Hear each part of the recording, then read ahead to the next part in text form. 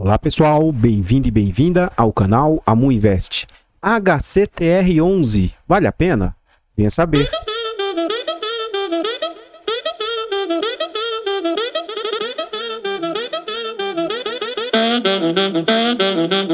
Artlist.io.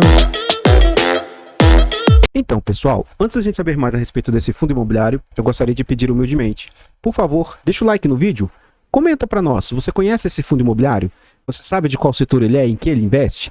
É um dos fundos aí mais queridos, que agora não está mais se tornando tão querido, mas é um dos fundos bem queridos no mercado. Compartilhe esse vídeo com as pessoas que você conhece e nos ajude a levar conhecimento e educação financeira a mais pessoas. Like, comentário e compartilhamento é de graça, não custa nada e vocês vão nos ajudar imensamente. Temos o objetivo de tentar alcançar 5 mil inscritos até o final do ano e contamos atualmente com 3.446 inscritos. Tá gostando do canal, quer nos ajudar? Se inscreva no canal e ative o sino. Temos também a opção de seja membro. Tornando-se membro, você vai nos ajudar, primeiro, financeiramente, né, com apoio no canal, para que ajude a gente nos custeios, né, querendo ou não, tudo tem custos. Aí vai fazer jus a benefícios exclusivos, como participar de um grupo fechado do Telegram. Você vai poder participar, acesso antecipado a vídeos e diversos outros benefícios. Eu gostaria de agradecer imensamente a todos os membros, todos os inscritos, em especial os últimos inscritos do canal. Os últimos membros, né? O Max, o Elton e o Paulo. Tanto o Max quanto o Paulo, os dois renovaram o seu clube de membros. Então, assim, eu estou muito satisfeito porque os que se tornaram membros gostaram. O valor, acredito que não vai onerar ninguém. Querendo ou não, eu produzo material, entre aspas, né, gratuito aqui para a internet, então, e o valor é baixo, acredito que não vai onerar. Então, muito obrigado ao Elton, obrigado a todos vocês. Se tiver algum de vocês que ainda não faz parte do grupo do Telegram e quiser participar, me avisa, os membros aí, que eu mando o link para vocês. Vamos saber a respeito do fundo. Esse fundo ele é do setor de papéis, do setor de recebíveis. Acredito que seja muito difícil que alguém não conheça esse fundo. Ele é de recebíveis, foi lançado no mês 7 de 2019 na base de R$100. A sua gestora é Hectare, ele tem títulos e valores imobiliários e tem uma das maiores liquidez do mercado de fundos imobiliários, com 8 milhões por dia, aí, mais de 8 milhões. Os usuários do site dão nota 4 de 5. Esse fundo tem repressação no IFIX e conta com 19 milhões e 700 mil cotas. Em termos de PVP, o fundo está sendo negociado a um PVP de 1,02, ou seja, 2% mais caro. Se você olhar os vídeos aí, desde que eu comecei no canal, ou até outros vídeos anteriores aí de outros youtubers, você vai ver que esse fundo era negociado a um patamar de 1,2, 1,3, 1,4. Aí vem a pergunta, tá? Por que esse fundo era considerado bom quando ele estava a patamares de 1,2, 1,3 e 1,4? E porque atualmente as pessoas já não têm gostado mais tanto desse fundo? Porque agora esse fundo já não é mais tão bem quisto? Lógico, tem situações, por exemplo, a gente vai ver daqui a pouco que ele terminou uma subscrição, a gente vai ver esse seu relatório, já chamou uma nova subscrição. Essa nova subscrição de todos os fundos, principalmente os de papéis que chamaram, estão sendo, entre aspas, frustradas ou com uma captação, às vezes, irrisória. Mas isso está corroborando para que as cotas tenham caído. Mas o que eu quero questionar é a qualidade do fundo, os ativos que o fundo tinha, ele mudou de um mês para o outro? Não. E o que eu quero dizer com isso? O mercado é imediatista, o mercado olha para o agora. E o mercado quer, de forma assim, estranha, ele quer pagar caro. Tudo na vida que a gente vai comprar, a gente quer comprar barato. Eu quero comprar um carro o mais barato possível, uma casa o mais barato possível, uma roupa o mais barato possível. Só que quando é para mercado de renda variável, para bolsa, as pessoas querem comprar caro a cota. Então a cota, quando estava a R$140, ela era boa. Agora que ela está a 120, ela já não presta. Sabe, isso não entra na minha cabeça. Enfim, fica aí a reflexão, né? O fundo é o mesmo, não houve mudança de fundamento. Sim, eu vou falar alguns detalhes que eu tenho observado, e isso é uma crítica da minha parte, né, ao fundo, mas sou cotista da gestora e, assim, por enquanto não tem nenhum fator que me faça querer me desposicionar do ativo. Vamos lá. Como eu estava dizendo, o fundo está sendo negociado a um PVP de 1,02, 2% mais caro do que ele vale. Isso significa que ele tem de patrimônio 2 bilhões e 302 milhões e o mercado está disposto a pagar 2 bilhões e 359 milhões. Eu não me recordo desse fundo estar a um patamar tão baixo nos últimos meses, desde que ele foi lançado, e a gente vai ver já já no gráfico. Então, atualmente, as cotas valem R$116 e o mercado está disposto a pagar 119. Tendo o mês 10 como referência, o fundo conta com 146 mil cotistas. Vamos à frente. Aqui a gente observa as negociações do fundo. Então, assim, atualmente 119, bem próximo da mínima que ele foi negociado no último ano. Mas, como eu disse, ó, o fundo chegou a ser negociado a R$160. R$160. O que as pessoas pagavam 160 de forma eufórica e agora a 119 não querem pagar? O que houve? Nominalmente a gente vai ver isso também. Eu vou fazer questão de falar para vocês no próximo slide. O que mudou? Proporcionalmente, os rendimentos que o fundo tem entregue agora estão iguais ou até melhores. Então, assim, com menos risco, inclusive. Mas vamos lá, ó, o fundo foi lançado no mês 7 a R$100 e ele já começou a ser negociado a 110, no momento em que o mercado estava eufórico. O final de 2019 foi um dos momentos mais eufóricos do mercado recentemente. Então esse fundo chegou a atingir R$172 no final de 2019. Vem um momento pandêmico, joga as cotas desse fundo para patamares próximos a R$92. Inclusive é o fundo desse ativo. Ele volta a se recuperar e começa a ser negociado durante um bom tempo a 120, crescente, acima de 140, crescente aqui, ó, estabilizado. Chega a atingir patamares novamente aqui, ó, R$160 e fica nesses patamares bem estratosféricos. E aí o fundo volta, começa a queda e aí, a partir do início do ano, todo o mercado começa a sentir um pouco. O fundo fica meio que lateralizado até mais ou menos maio e aí começam as quedas como é o normal que eu tenho mostrado nos últimos vídeos. O fundo fica lateralizado a patamares de 140 durante um período, cai bruscamente aqui no mês 6, fica lateralizado de novo em patamares de 120 durante um período, que agora o quanto ele está. Vamos à frente aqui agora para a gente saber mais a respeito das distribuições. Esse fundo, muitos investidores, os mais experientes, ou profissionais, ou pessoas que têm um capital maior, preferem se posicionar em ativos que tenham pelo menos 5 anos. Outros em pelo menos 3. Então esse fundo já está completando quase 3 anos de existência. E desde que ele vem ao mercado, ele vem com excelentes rendimentos. Se você for observar, ó, atualmente o fundo estabilizou-se em patamar de 1,60. E aqui, salvo engano, ele entregou em 40 ou em 50. Então, ó, note que desde que ele veio ao mercado, ele veio com rendimentos bem expressivos. No ano passado, durante algum período, o fundo entregou altos rendimentos, teve uma queda, mas no final do ano, com a disparada do IGPM, esse fundo também teve uma disparada na entrega dos seus rendimentos. Isso a gente vai ver já no próximo gráfico, tá?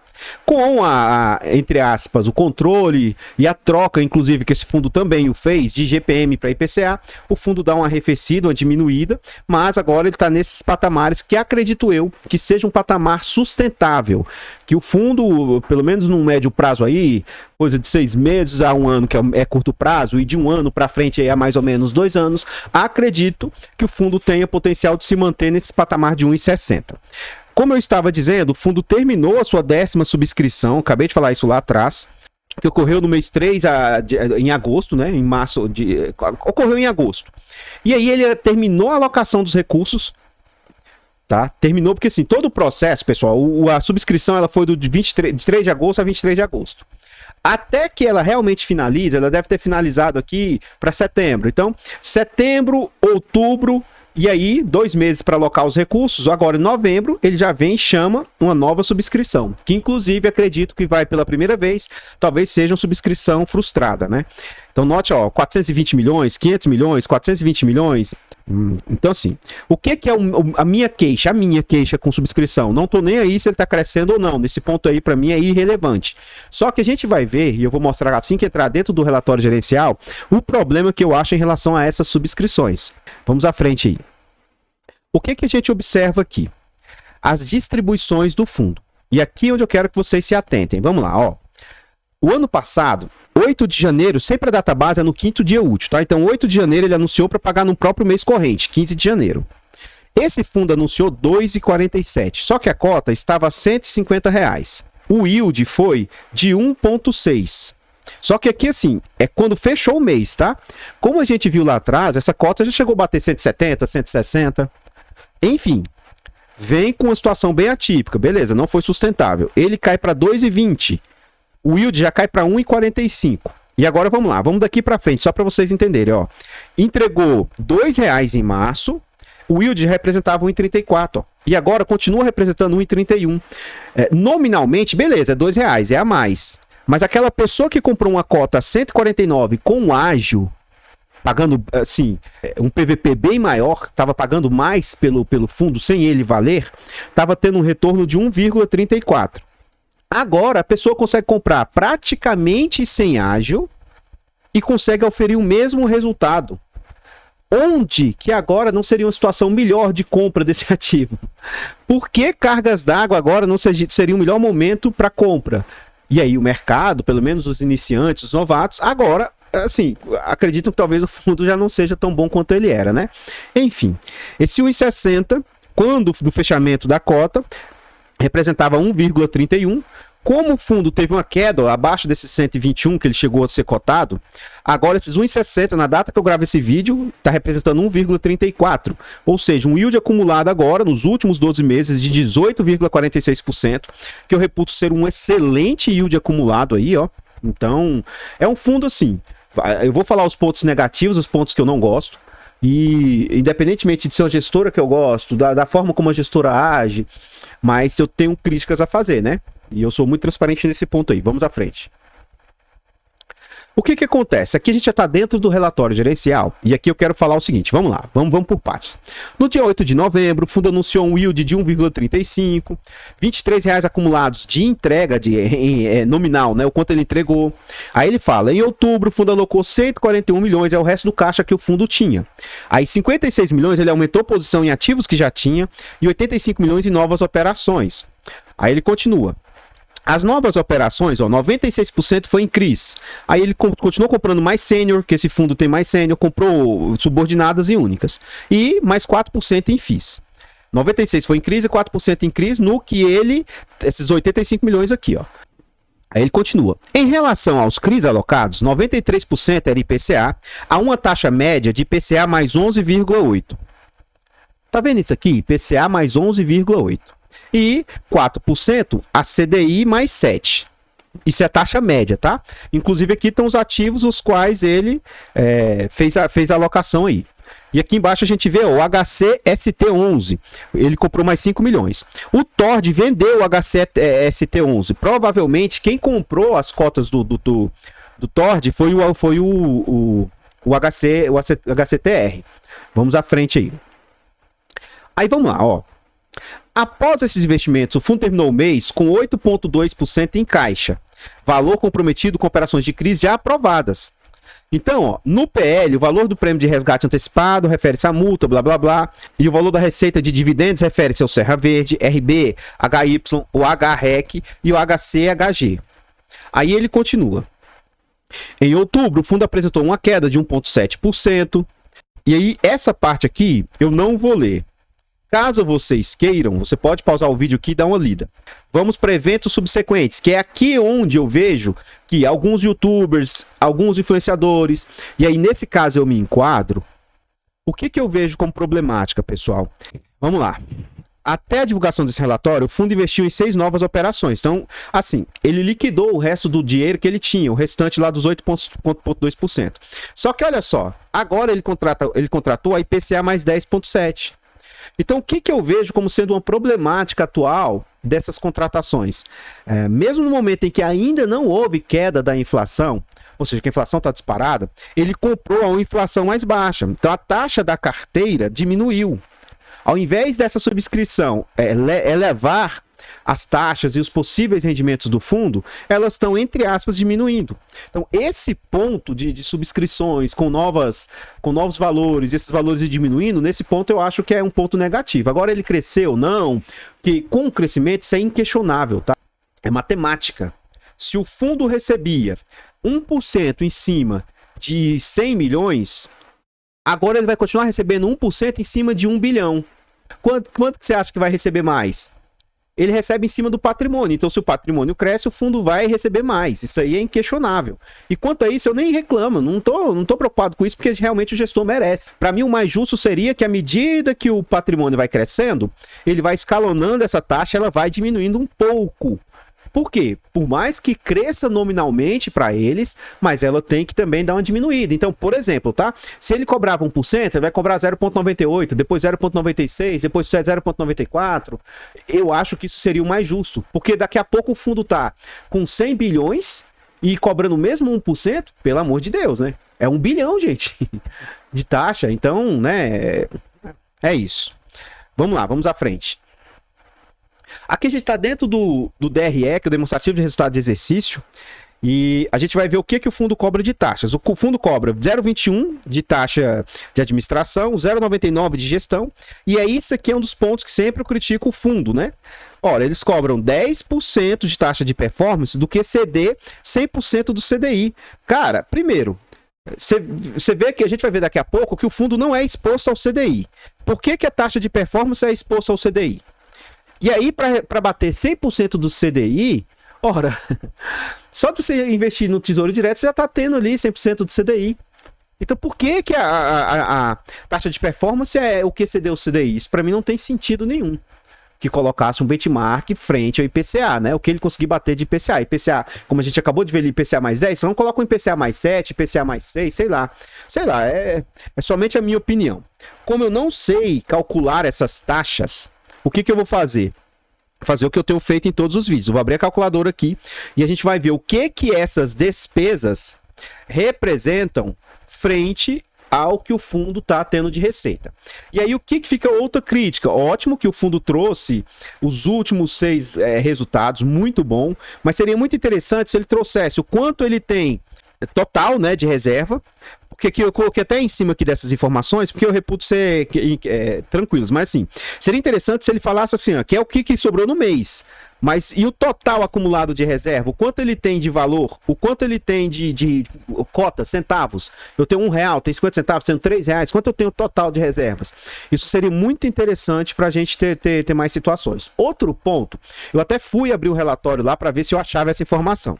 Ele fala que a taxa de performance é provisionada mensalmente, mas ele só paga ao final do semestre. Então o que me chamou a atenção aqui, ó? Nesse mês de maio, eles reservaram lá 2.176.000 de taxa de performance. Junho, mais 1.521.000. Julho, aí aqui que começa que eu não entendi o porquê e não fica muito claro para mim. Eles provisionaram 675.000, só que eles devolveram essa taxa no outro mês. Aí vem aqui para setembro, provisionaram 1.075.000 e devolveram em outubro. Então, o que eu estou querendo dizer com isso? Com essa devolução, isso lógico que vai impactar aqui no total das despesas. Ó. Então, o que eu vou calcular? Eu vou calcular as despesas somando esse 1 milhão aqui, ó, porque eu acho mais justo. Porque, querendo ou não sei por que cargas d'água elas impactaram. Então, eu vou somar dos 2 últimos meses essas despesas totais aqui. Mas o que eu quero alertar é que o fundo costuma ter uma taxa baixa. Então, isso é um ponto positivo. Vamos abrir a calculadora aqui e calcular. Vamos lá. Pegar o último mês. Então, eu vou arredondar aqui, ó, 680 mais 1,075. Então, seria 1.750, mais ou menos. Vamos lá.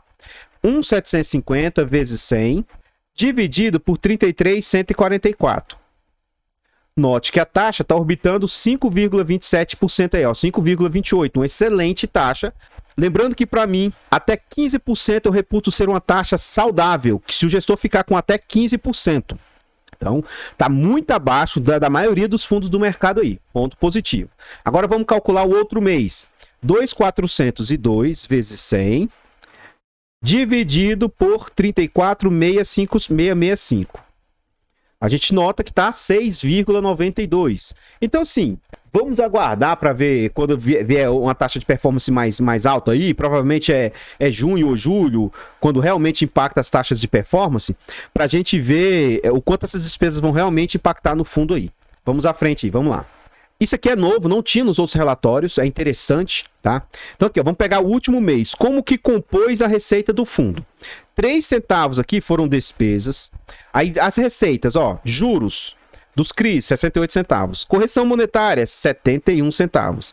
Prêmio de resgate antecipado aqui, ó, irrisório. Negociações, também irrisório. Receita de FIIs, 19 centavos. Outras receitas, 4 centavos. Então aqui, prêmio de resgate deu 5 centavos nesse mês e é algo que nem sempre tem, né? Mas é isso, achei interessante a forma como compõe as despesas. Então, olha aqui, ó, o que a gente consegue perceber? 1,65 tira 3 centavos, é como se ele tivesse resultado, pelo que eu entendo, de 1,62, ele distribuiu 1,60, então tá sobrando 2. Aqui é a mesma coisa, ó, teve como resultado 1,64 e distribuiu, tirou 12, então aqui ele teria como resultado 1,52. E aí eu não lembro se em setembro ele distribuiu 1,50, 1,60, interessante a gente ver isso aí, vamos lá. Mas de toda monta, toda forma, a gente consegue observar que hoje o patamar do fundo é mais ou menos esses 1,60 que ele está orbitando aí. Vamos à frente. Aqui eu peço desculpas, mas infelizmente eu já tentei fazer de todo jeito, menor, maior, e fica horrível esse relatório da tabela deles lá. Então, assim, teria que tentar fazer um ajuste neles lá, no relatório deles, com menos informações, porque aqui quando eu até cortei, se eu trouxesse tudo, a letra ficaria menor e não daria. Eu cortei, mas quando amplia dá essa distorção. Infelizmente, esse ponto, se você quiser, o mais sensato seria você abrir o relatório gerencial e dar uma olhada lá com mais atenção. Mas, enfim, exposição do fundo. Eu tenho uma série do 0 aos 1000, que a partir de janeiro ela vai se transformar dos 1000 aos 10 mil. E nela eu ensino um racional de como investir, como fazer um gerenciamento da carteira, todo um racional por trás. E lá eu tento falar isso, que o ideal é que a gente tenha no máximo 10%, mas isso aqui é bem o máximo mesmo, tá? E eu prefiro ter no máximo porque assim, por que eu tô querendo dizer isso? Se um gestor profissional, eles procuram não extrapolar 10%, e eu que sou um tatuzão, eu vou tentar fazer com que não extrapole 5% dos meus ativos. Se eu não sei o que eu tô fazendo, é melhor que eu, quanto mais diversificar os meus ativos, melhor. E aí, por que eu tô falando tudo isso? Ó, vamos lá, ó. Circuito das compras. Não dá nem 7% de exposição. Apesar de estar meio ruim aqui as informações, é isso. CRI Hold aqui, ó. Esse CRI, blá blá blá, também não dá 7% de exposição. Aqui a gente vê todos, apesar de não estar tão claro aqui pra gente, e aí não dá para fazer maiores comentários sobre, por exemplo, esse aqui ele não traz as informações interessantes, saldo devedor, fluxo de caixa, percentual das obras, vendidos, se está tendo inadimplência ou não, né, distratos, então isso aqui é complicado. Mas o que eu quero dizer é o seguinte, no geral é um fundo muito seguro. A gente vai ver 4 páginas disso aqui. Ele tem uma diversificação gigantesca de ativos, mas são muitos ativos mesmos. Então, assim, essas informações aqui, com aprofundamento, eu reputo que são um pouco desnecessárias, porque a gente não é um profissional do mercado, a gente não precisa saber lá na vírgula as informações. O que eu quero saber o fundo tem um gestor profissional, o cara sabe investir no que ele está fazendo, sabe? E assim, tem zelo pelos nossos recursos, e nesse ponto, de uma certa forma, a gestora tem se mostrado com atuações pró-cotistas. Isso para mim é o que mais importa. Então eu vou passar um pouco mais rápido nos próximos slides aqui, ó. Tá aqui novamente, não dá para ver com tanta clareza. Vou continuar passando. 3 páginas e agora vamos lá. No relatório são 2, é que eu cortei ao meio cada página. E aqui, por fim, aí sim, eu quero trazer esse ponto de atenção para vocês, ó. O fundo investiu no XBXO, que é um fundo de shopping, que o fundo, ele tem CRIs desse fundo, ele comprou cotas do próprio fundo imobiliário, que ele é da própria casa, hoje representa 10% do fundo. Então isso aqui para mim é uma exposição, assim, perigosa, tendo em vista que eu sou a favor, inclusive. Acredito que isso aqui vai ser um fundo que vai trazer um ganho potencial, um potencial altíssimo para o fundo. Mas 10%, tendo em vista que os outros ativos lá não estão dando nem 7%, tem que ficar atento em relação a isso. Outro fundo imobiliário da própria casa, Serra Verde, ele está com exposição alta também, de quase 7% aí, ó. Esse HCHG, que é o Student House da própria casa, uma exposição de quase 4%. Esse aqui é RBHY, que é um fundo da Rio Bravo. Eu fiz um vídeo bem recente a respeito desse fundo. Vi valores bem interessantes, apesar de um pouco confuso o relatório, mas interessante. Então, ó, ele tem 2%. Esse HCST, da própria casa, tem mais 1%. Esses IC loteamentos aqui, ó. E ele tem ali mais um percentual pequeno e, por fim, um HREC, mais outro percentual pequeno. E o Caixa, que aqui estava como irrisório aí, 8%, salvo engano, mas a gente viu que já estava alocado.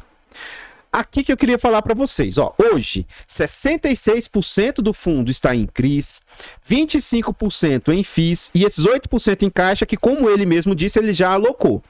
Então, provavelmente, esse percentual de CRIs nos próximos relatórios devem ser maior e de FIIs um pouco menor.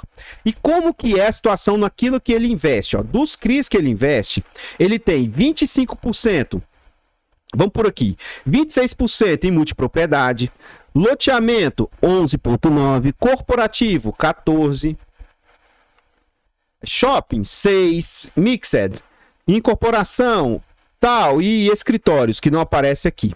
Não fica claro aqui pra gente qual que é assim. No RPR ele tinha esses tons de verdes aqui, ainda mais com essa símbolo pequenininho, né? O ideal seria se ele tivesse cores mais diversificadas para que não gerasse essa confusão. Outro ponto que aqui eu volto a reforçar que essas subscrições têm trazido ao portfólio é isso aqui, ó. Se você olhar vá lá, eu já tenho vários e vários vídeos a respeito do HCTR aqui no canal. Olha os vídeos anteriores do HCTR. O cupom médio tem diminuído, ó. O cupom médio hoje é 10,49, isso aqui já chegou a ser 12. Então tem diminuído. Então, esse ponto dessas subscrições tem trazido o cupom médio do fundo para baixo. Então ele tem IPCA mais 10,2, INPC mais 9, CDI mais 7, GPM mais 11. E aqui a gente vê os percentuais que 92% está em IPCA. Ponto muito positivo do fundo, quase que 70% do portfólio está em cota sênior, de altíssima qualidade, altíssimo, assim, traz muito menos risco que as demais. Então são séries únicas, depois séries sêniors, mezanino e séries subordinadas. Se ocorrer algum default, alguma inadimplência que por acaso não recebe, o subordinado vai ser assim, o último a receber. Se tiver saldo, paga-se mezanino. E o primeiro a receber são séries sêniors. As únicas, não há que se falar nesse sentido. Porque a única não vai ter essa prioridade, porque só tem um tipo de cotas. Enfim, dizem que únicas são muito seguras. Séries únicas são muito seguras. Então, ó, únicas, ele tem aqui também um outro percentual de mais 1,9%. Sêniors, com essa aqui vai dar mais ou menos 70%. Ele ainda tem mezanino mais 2 aqui, que a gente vai pôr intermediário. Então, 27,5%, que é o que sobra, que não é muito, vai representar ali cotas subordinadas ali, ó. A gente vê a diversificação geográfica do fundo, que ele tem presença em quase todo o território nacional, tem bastante diversificação. Então, se ocorrer alguma situação em um estado ou em uma cidade, em alguma região, ele vai ter empreendimentos em outras regiões. Vamos à frente. Então, pessoal, o que eu tinha para trazer a respeito do HCTR são somente essas informações. Eu gostaria de pedir e reforçar novamente, por favor, deixa o like no vídeo e comenta o que você está achando do HCTR. Você agora acha que ele é um ruim fundo? Você acha que ele... Agora, seja sincero, por favor. Você acha que ele ficou ruim? Você acha que ele mudou de quando ele veio a mercado? Você acha que ele mudou alguma coisa? Na minha opinião, ele não mudou nada. Com exceção dessas situações que eu tô falando de estar diminuindo mas assim, a gestão, os ativos, inclusive, cada vez vai ficando menos concentrados nesse sentido assim, tá? Mas comenta que seu comentário, sua participação aqui no canal é muito importante. Compartilhe esse vídeo com as pessoas que você conhece, nos ajude a levar conhecimento e educação a mais pessoas, nos ajude na meta de 5 mil inscritos e nos ajude se tornando um membro. Tornando-se membro, você vai nos ajudar financeiramente, vai apoiar o canal, você vai, entre aspas, estar financiando o canal. Muito obrigado aos últimos membros, obrigado mesmo. Eu vou ficando por aqui, vou deixar passando mais alguns slides a respeito desse fundo e eu tenho esquecido de dizer. O último slide, estou procurando trazer todos os fundos imobiliários que tem o HCTR em seu portfólio. Dá uma olhada, o último slide desse vídeo lá no final e acho que você vai se surpreender, tá? Tem bastante fundo imobiliário com HCTR no portfólio. Eu vou ficando por aqui, espero encontrá-los nos próximos vídeos. Fiquem todos com Deus, uma boa noite e fui!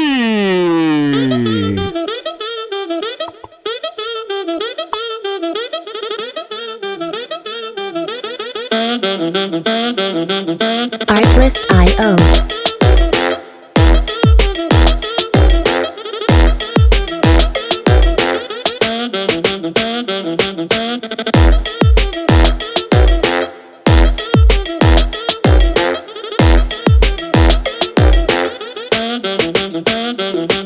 Music licensing reimagined.